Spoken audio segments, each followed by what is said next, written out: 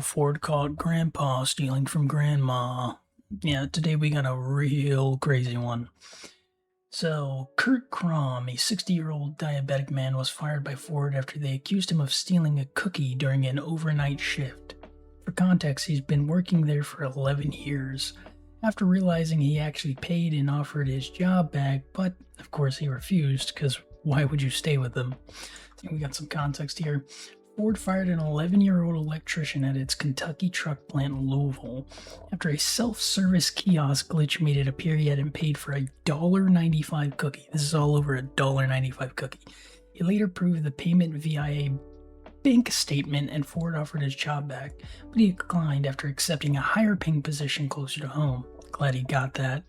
The incident occurred during an overnight shift when Kurt Crom, who was diabetic, grabbed a cookie to raise his blood sugar. When the first payment terminal flashed an error, he used a second kiosk to complete the purchase. A week later, Ford accused him of theft and fired him based on surveillance footage, which already is weird to me because it's a kiosk. Did you think he was in there with like a coat hanger fishing out the cookie? How would he have stole it? Like, it's not going to give him the cookie unless he pays or it glitches.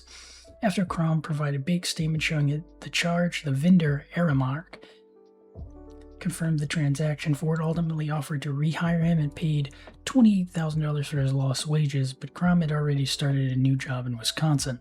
The incident prompted the United Auto Workers Union to announce that Ford would change its policy to suspend rather than immediately fire employees accused of minor break room thefts. Or, and hear me out here, next time it happens, you actually look into it, investigate before firing someone who's been working 11 years. They really thought, this man's 60 years old, he's committed 11 years of his life, he's going out stealing a $1.95 cookie. Why would that be his grand theft?